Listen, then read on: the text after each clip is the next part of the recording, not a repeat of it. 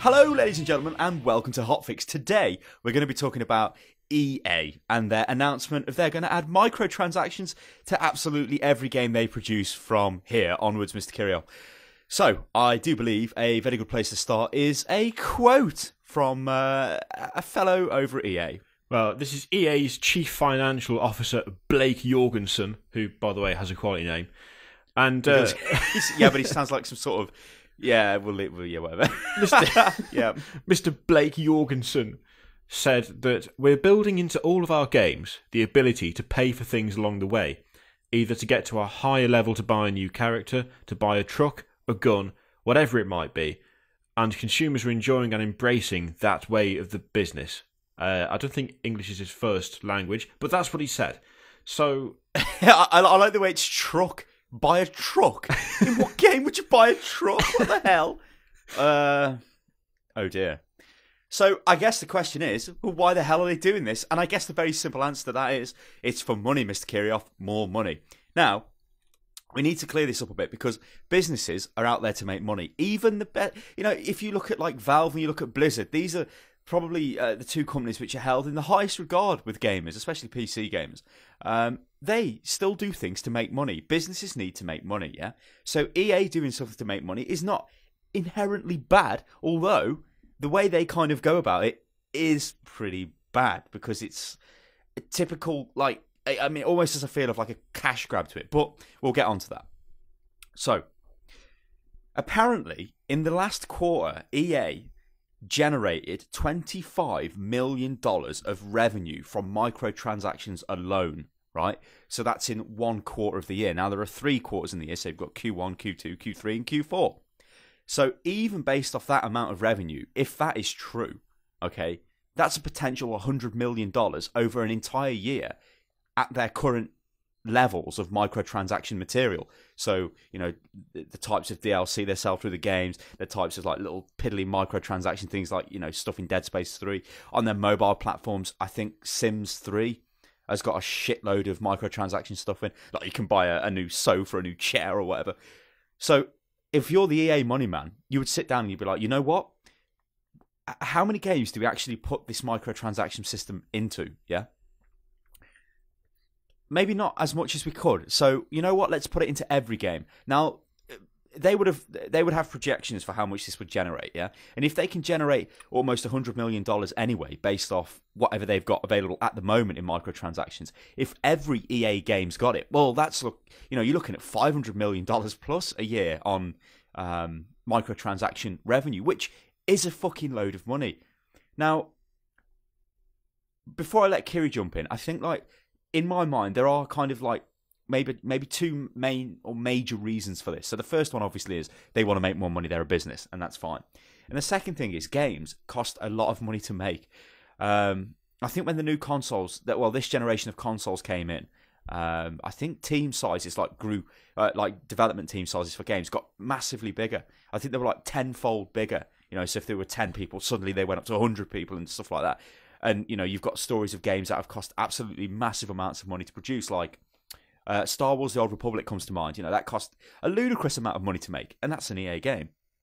So they need to make more money back. So they need to find ways of making more money to make it kind of more profitable to run these large teams. So I guess that is probably the secondary reason why EA are doing it. Obviously, I don't think they really need to do it because they're clearly quite profitable anyway. You know, based on how they're operating now. But the microtransaction thing to them is probably going to be a way for them to make quite a bit more cash. Well, it's going to be very attractive to them because microtransactions don't actually really require any extra work, do they? I mean, if you've got a load of unlockable stuff in a game, like say you need to rank up to unlock guns, but you've also got the option to pay them £2 for a gun, that's going to require like no extra work. So it's a way of... What about this, actually? What about this? What about... do you remember back in the day, you'd buy like a PC magazine or even an Xbox magazine or something. It'd have cheat codes in it, which would like allow you to skip a level or something like that. They're kind of effectively making you pay for that now. If you want to fast track through a level, if you want to, you know, have a better gun, so you're kind of better at doing whatever, almost buy it. Actually, that's kind of interesting, that is. It's Anyway, carry on. That was just a crazy wild thought. That's kind of interesting. it's quite Make you paying for cheat codes. It basically, yeah. I pay mean, it's an easy way of doing it because if you think about it, what have they got to actually make? Unless it's actually specifically DLC, they don't have to make anything extra, really, because it's all there. It's already in the game. We're kind of banding DLC into microtransactions at the moment, and in my eyes, it kind of is because you can still a microtransaction is when you buy a small thing in a game. So even DLC could be considered as microtransaction material. DLC, I think we covered this before in hotfixes, but we've got issues with DLC, especially day one DLC where they've clearly removed sections of a game. I think the example I gave in the past, well, definitely one that sticks out in my mind, is the Deus Ex Human Revolution. Yeah. The Missing Link, I think it was called. So you get to a point in a game where suddenly you can tell in the game that you've just missed out a bit of the story. It's like, what has happened there? Okay, so all of a sudden, I think you go to sleep in a capsule on a ship and then wake up and there's been quite big changes. It's like, well, what the hell is going on here? And then they shoehorn the DLC in, which was kind of day one DLC, which is really bad. But that was bad in that it was day one DLC. But the annoying thing that I found is that I actually quite enjoyed that part of the DLC. I didn't think it should be DLC because it felt cheap and nasty that they just rip out part of the game. But I've got more patience for that kind of thing than I have for, say, buy a gun or buy a car or buy something that changes your character. That's sort of like microtransaction DLC. But we'll get onto that. So I think the main game, well, obviously the only AAA game that EA have beyond Sims 3 have released, let's just say recently, this is an easy way for me to get out of this, is Dead Space 3. So I've got Dead Space 3. And there are a couple of quotes, Mr. Kirioth, which came out around about the time just before Dead Space 3 launched, and they're quite they're quite shocking if you would do the honours, Mr. Kirioth. Well, when they were talking about the microtransaction thing about in Dead Space 3, one of the things they said was that there's a lot of players out there, especially players coming from mobile games, who are accustomed to microtransactions. They're like, I need this now, I want this now. They need instant gratification. So we included that option in order to attract those players. So that if they're 5,000 tungsten short of an upgrade, they can have it. Okay, well, let's just talk about that. So I see a major flaw in that. So you are comparing a mobile gamer, as they put it, to somebody who is a PC or a console gamer. Now, they're totally different things. I have family members who play a lot of mobile games, apps and crap like that on their iPhones and stuff. They don't play on PC and they don't definitely play on consoles. They just are on their iPhone 24/7.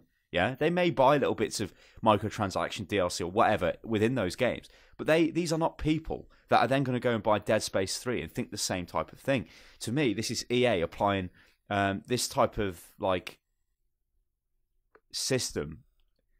It's like somebody's looked at it and said, look, we're making this much money from DLC and from microtransaction stuff, so what we're going to do is completely implant this system into our AAA games, which make the most money off the box sales, but we can really increase the revenue if we ram all these microtransaction things in. That's the way I read that, and I don't like that at all.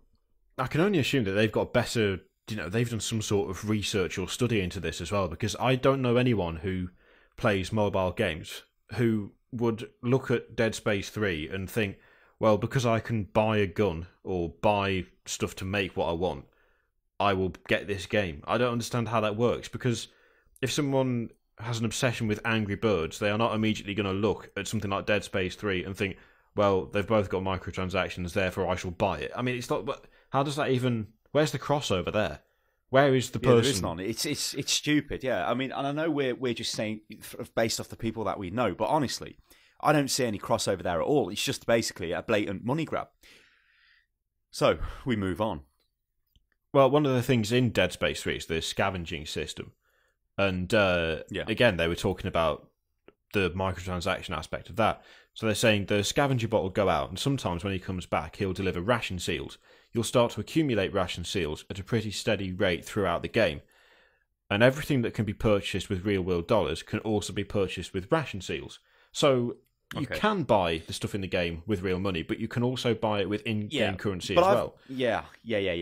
Now that's on paper, that's great. I mean, Guild Wars 2 does that as well. But again, we'll get onto that a bit later. But the thing with this is, right, now, this is kind of like a gameplay mechanic decision based completely on the fact there are microtransactions in Dead Space 3. The scavenger bot, you run around like a complete cabbage with the stupid scavenger bot equipped, and it's got like a little radar, and it'll start going beep, beep, beep, beep, beep. Well, I don't think it makes noise, but it'll like highlight and flash or whatever when you're near an area where you should deploy the scavenger bot for like maximum impact. So you deploy the stupid thing, you get like this little cheesy little cutscene thing showing the little bot on the floor, which hilariously most of the time it just clips into the wall as it goes away. It's quite funny. But then it'll come back, 30, 40 minutes later. It's some considerable time. It's not like it's gone for 5 minutes and then it's back. And it'll have some random resources now which you can use to make weapons from the workbench. Or, as the quote says, it may come back with these ration things which you can use for stuff in the microtransaction store. Now, the thing with that is, they are forcing you. If they are forcing you, this is the thing. If you want to sit down and craft some sort of weapon, yeah, because for whatever reason you want this weapon, right? So you're sending your scavenger bot off to go and find it. Now, it could take, well, to find the required resources, it could take ages to get the stuff you need, right? Because obviously bits of it are random, so it could take an infinite amount of time to find this stuff. So the only other option is that you just go and buy it for some cash, and then it's all fine. Now, I am ignoring the exploits, because there are exploits in Dead Space, which are quite widely documented, where you can just take the piss out of the system and generate loads of resources and stuff. And EA don't really have a way of stopping that. And I think they said they don't care anyway, so they'll just let it run. But that type of thing where you're making a gameplay mechanic decision at the development stage to shoehorn in your crappy microtransaction thing is terrible. And I hate to say this, but it's like typical EA. It's putting the pursuit of money in front of the gameplay experience, isn't it, basically? Yeah. That's what it is. The game should be good enough to sell, to make the money. You shouldn't have to, put things into a game to try and squeeze out every bit of profit possible. And if you absolutely have to do that, and let's face it, companies will increasingly decide that they do, at least make it something that's worth the money you're paying. Because no matter how I look at it, if there's a choice between grinding the game and paying a $5, I'd probably grind the game. Now, if you turned up and said, I have come up with this new set of missions, I don't know, 5 missions for a few quid, then that might be different, because that's introducing more of the gameplay experience that you paid for in the first place. But just saying you need 5,000 of this to make something, you're never going to get it, give us a tenner. It's like, no, that's just cheap. It feels cheap, and it feels like it's deliberately done in an attempt to basically slow the game down to the point that you feel you've got to spend money to progress, which is a really shitty way of doing it. So I mean, the next thing they're going to try is their first proper meld of free-to-play microtransactions, sort of AAA stuff, which is Command and Conquer. And that is going to be interesting, because it's basically going to be one big test, isn't it? They're just going to see how much they can push it. How much can they ram microtransactions into a free-to-play game? And I don't think that it's even really a good game to be doing that with. I mean, obviously what they've done here is that they've looked at the success of games like League of Legends, yeah, which has had massive success and makes shitloads of money. And they're like, we want some of that. This is kind of what EA did with World of Warcraft. We want an MMO. It's like, we want some of that. Like, oh, what's all this microtransaction stuff that's cropping up on, like, shitty social games like Farmville? We want some of that. It's like, this is typically what they do. And it's like, you can see that they've done that with the whole free-to-play thing. It's like, yep, we're going to make a game, it's going to go free-to-play, and then we're going to sell stuff to these people. The issue is, right, now, like you were saying, they're obviously going to push this to the max. They will not simply keep this to cosmetic items or items which don't affect the game. EA strike me as the type of outfit that will go, yeah, there you go, here's your free-to-play game, you've got access to the campaign, only the USA campaign. You don't get the GLA and you don't get the other campaign. You've got to buy them if you want them. You want to play multiplayer? Well, yeah, you've got to buy that as well. You'd like to play on this map? Well, you've got to buy that as well. You want this full range, you want all the units, or do you want this type of general? Well, you've got to buy that as well. And that is where that is not a good idea. That is not good, Mr. Kirioth. That is fucking terrible. And I honestly expect that will happen. I've got this vision of you'll have access to maybe you'll have access to every single sort of faction, but you can only have one general. The general is the same for everyone. If you want to play a different general for any of the factions, you've got to buy it. And it's not that you unlock a general pack, you unlock one general per faction each time, for instance. I can see that happening really easily because it's one of those things where it would require absolutely no effort on their part to make it like that. It would require no extra thought. It would require no extra work. It would just be, this is locked unless you give me £5. And now you can use whichever general you wanted. I mean, or if you play the game for about 500 hours and get enough of our mythical currency to use, then you can have the general, or you just pay us £5. That is not a fair system. That is a system which is designed to force you to spend money, and that is not good. I mean, it may not be like that, and if it isn't, I will be shocked. But I am honestly willing to bet money on it that it will be like that, because Dead Space 3 is like that. And I think part of it as well, in a certain way, with a certain sense even. With the multiplayer side of things for Command and Conquer, I really do worry that it's going to be a case of, unless you pay money, you will get smashed in multiplayer. You'll go in and someone will have paid however much, and so they have got things that you haven't, and the only way for you to get them is to pay up as well. Because that would, I don't know whether they're planning on pushing it for the competitive scene. I doubt it, because of the fact that it's going to have microtransactions everywhere. But if that's why you're buying the game, because you love multiplayer Command and Conquer in any form, that's just going to shaft you. That's going to take the loyal fans who want to try it because they liked Command and Conquer generals, and it's going to be like, no, fuck you. You might have liked the multiplayer in the old one, but I'm afraid unless you give us a vast sum of money for this free-to-play game, you will not enjoy multiplayer in this one, because everyone will have more stuff than you because you failed to pay up. And I think, like, with EA, like with Command and Conquer being free to play, that is pretty interesting, because you can see that's kind of like a test. Mass Effect 4 will not be free to play. Dead Space 4 will not be free to play, right?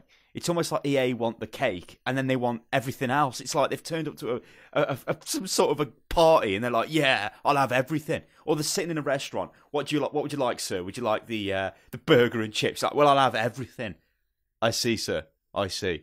It's like, to me, it's like they want the box sale. So they want their $60, their £30 or whatever the hell they're selling the game for. And then they also want all of the microtransactions in place for maximum profit. And it's like, whoa, that's okay. And you can see that with Command and Conquer. They're kind of trying to see how much profit they can generate with a free-to-play title. The only thing is, I don't think really Command and Conquer is kind of the best thing for that. Although, as you said, it's kind of an easy thing to just turn things off, ain't it? Saying that you can't have aerial units, you can't have this map, you can't have that. Easy to do like that. I think it'd be very easy. Is kind of dodgy. I think it'd be easy. Also, for them to it looks do. like End of Nations. It looks just like End of Nations. There's a comparison between one of the tanks from Command and Conquer and End of Nations, and it looks exactly the same, which is somewhat dodgy. So maybe they're not even building the game. Maybe they're just nicking it. That's a bit of an accusation, but it's like this. Yeah. It is a wild accusation. Wild accusations all over the shop. But I mean, in some ways, it's a puzzling choice, Command and Conquer, for microtransactions, because it's like, how the hell do you fit microtransactions into an RTS? I mean, they tried it with Age of Empires, not EA obviously, but it was tried with Age of Empires, and it wasn't a great success. I mean, it kind of worked, but it lacked the stickability. Look at Blizzard. What do they have in terms of microtransactions in StarCraft? Not that much. I mean, in my opinion, the only thing you can do is give everybody access to everything, and then just sell unit skins, sell decals, and things like that. And if you I'm joking. If you look at the ones that have done it well, I'm not disgusted, Mr. Kirioth. I'm choking to death. I just had a drink. Choking on your own hate. That's what you're doing. Choking on your own hate. So, like, honestly, to me, the only way to really make that kind of thing fair is to just, go with skins and cosmetic items. Anyway, let's just blast. Fucking hell. Let's just blast through some of these other points we've got. So, if you would, Mr. Kirioth, because I cannot talk anymore. Well, the way to look at it is to look at the games that currently have free to play but have microtransactions. Which let's not. No, hang on a minute. let's just go over, like, I know we touched a little bit on the mentality of the, you know, how this affects the overall mentality of game design. Well, I did say, obviously, you know, you're probably looking at more grind heavy gameplay mechanics, which is not good. The game as well will most likely be balanced around a microtransaction system.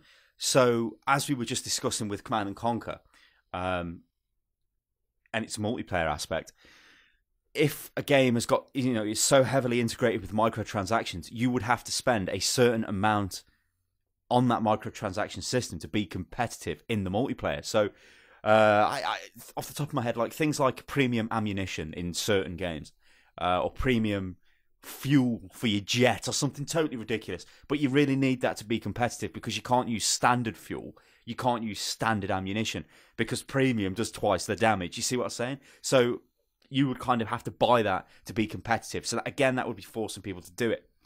And the other thing as well is you can kind of really shaft the people who've picked up the microtransactions and even the DLC packs early. And you could say that these guys are like your hardest, your hardcore fan base, and you're selling them stuff at premium prices, which a few months later you're just going to sell at like nothing, because you know that the game is suddenly, you know, it doesn't have as much in the way of publicity, so everything's cheaper. That's not really fair, but how they would get around that, I don't really know, because you could kind of apply that to anything, couldn't you? You could say, well, I've bought StarCraft 2 when it came out, it cost me 50 quid. Well, you can buy it for 30 quid now. It's like, oh, that's not fair, you know. So I don't know. I think the chances are that everything will be priced the same all the way through, but there'll be things like sales, I'd have thought. Weekend Madness, get 50% off your favourite tank, or, you know, something like that. Or like Tribes.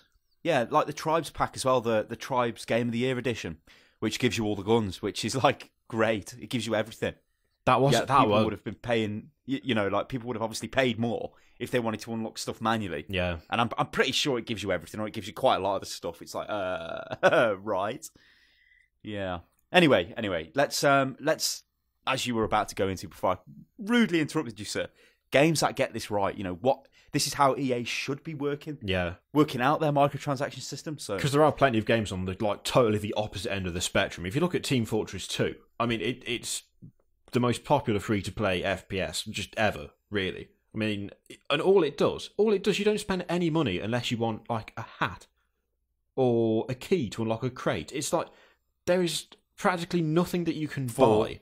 Random, like, loot. Yeah. There is nothing which you don't end up being better off as a result of buying a hat. It's just a cosmetic item. Now, you look at games like PlanetSide 2. They have sort of done that a little bit, but there is also an element of, yeah, but if you spend a bit more, you will get this gun, and I'm afraid that gun is better than what you get anyway to begin with. If you don't buy it, you need to go away and play the game for 20 hours to get enough points to actually pick it up. So you can see that's kind of like the SOE, the Sony take on it, which they're kind of like, in my eyes anyway, kind of a bit like EA. You know, they want to try and make as much money as possible. Yeah, it's kind of like. But you are completely right. Like Team Fortress 2 is, in my eyes, what Valve have done with that. I mean, even Gabe has said things like, we still don't know what to do with free-to-play, but I think they're kind of going down the right path. Yeah, I think also they're kind of evolving it as well with Dota 2, for instance. That is the way they've made Dota 2 free-to-play, and the way microtransactions work there is pretty much just, I think it might be the best application of it I've seen so far, really. Because again, it's all cosmetic items, but it's things that change all kinds of stuff. Like you can change the announcer. So you've got like the Bastion announcer pack. You've got like fan submitted skins and you know. Well, you get that for Team Fortress 2. Yeah, I mean that's a very a thing specific to Valve where you can. I mean, and there are people earning quite good livings through doing this, so that they would like come up with a model, send it in, and then obviously Valve would say, "Oh yeah, we can put that in the game." And I think Valve take quite a heavy cut. I think it might be 70% or something. Don't quote me on that, but I know the details are available on the like the workshop author page thing. I forgot what it's called, but yeah, users can actually make their own items and then sell the items in the game, and that's like an evolution of just the company selling the cosmetic items. So yeah. And it's a brilliant way of actually making people invested in the game as well, because it's like if you can produce something that other people can buy, it kind of builds a loyalty not just to the game but to the company as well, because it's like, well, Valve have enabled me to sit there and make skins for my favourite characters, and I earn money off it. I mean, and you should earn money off it because you're contributing to the community. It's such a great thing. Now, the other games we've got are like, these are kind of, well, Path of Exile. So this is a action RPG hack and slash mad click click click click Diablo 2.5 basically. It's a really good game. I enjoy it.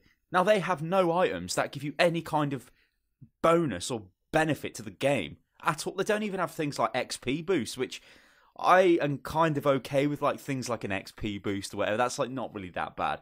I obviously don't like the fact you can buy items and such, like as in the example of Dead Space 3, like you buy a weapon which is much better than what you've got.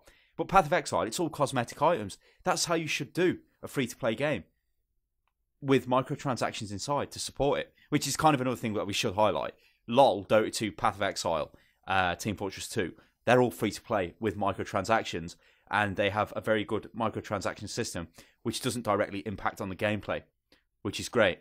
Now, at the other end of the spectrum, we've got Guild Wars 2. Now, this, I think, is kind of what EA want, but I don't think EA are going to be as... what's the word I'm looking for, Mr. Discerning. Yeah, I think that would fit.